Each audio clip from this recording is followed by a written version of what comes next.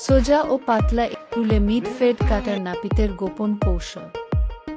আমরা পাতলা ও সোজা চুলে নিখুঁত মিড ফেড করার জন্য স্ক্যাল্পে টেনশন ম্যাপিং পদ্ধতি ব্যবহার করি, যা চুলে কোনো বিশ্রী ছোপ বা প্যাচ তৈরি হতে দেয় না।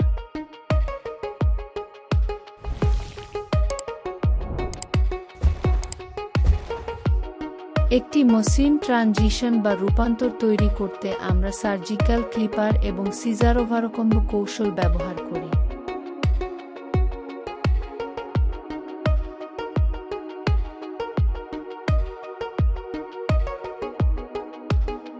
এই পদ্ধতি নিশ্চিত করে যে চুলের চূড়ান্ত রূপটি পরিপাটি ও সহজে নিয়ন্ত্রণযোগ্য থাকে।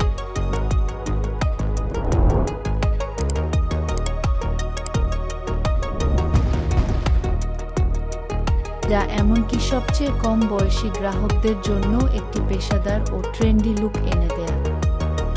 সমস্যা ও সমাধান পর্ব। সোজা পাতলা চুলে কড়া দাগ বা স্পষ্ট ফাঁকা জায়গা না রেখে ফেড করা বেশ কঠিন।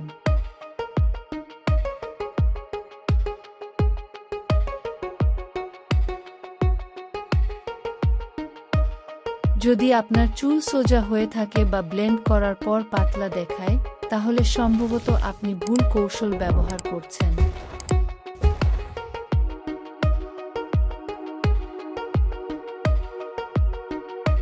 আজ আমি প্রতিবার নিখুঁত মিড ফেড করার পেশাদার গোপন রহস্য প্রকাশ করছি।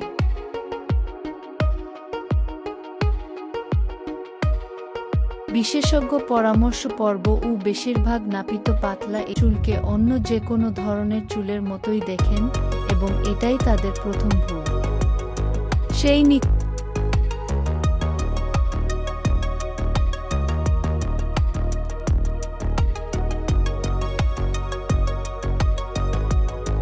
সেই নিখুঁত গ্রেডিয়েন্ট পেতে প্রস্তুতিমূলক কাজ এবং চুল বিশ্লেষণ। সোজা এশীয় চুলের গঠনে সাধারণ স্বতন্ত্র বৃদ্ধির ধরন এবং উচ্চ ঘনত্ব শনাক্ত করা। সূক্ষ্ম চুল আটকে না গিয়ে সামলানোর জন্য প্রয়োজনীয় সঠিক গার্ড সাইজ এবং উচ্চ টর্কের ক্লিপার নির্বাচন করা। চুল যাতে নিখুঁতভাবে ম্যাপ করার জন্য সমানভাবে থাকে তা নিশ্চিত করতে নির্দিষ্ট প্রিকাট স্প্রে দিয়ে আর্দ্রতার মাত্রা নিয়ন্ত্রণ করা। ভিত্তি এবং নির্দেশক রেখা স্থাপন। মাথার আকৃতির সাথে সামঞ্জস্য রেখে এবং মাশরুমের মতো আকৃতি এড়াতে সামান্য ঢালু করে প্রাথমিক টাকের রেখা তৈরি করা। একটি হালকা সোজা ও পাতলা এশীয় চুলের জন্য নিখুঁত মিড ফেড। ধাপে ধাপে নাপিতের গোপন কৌশল 2026।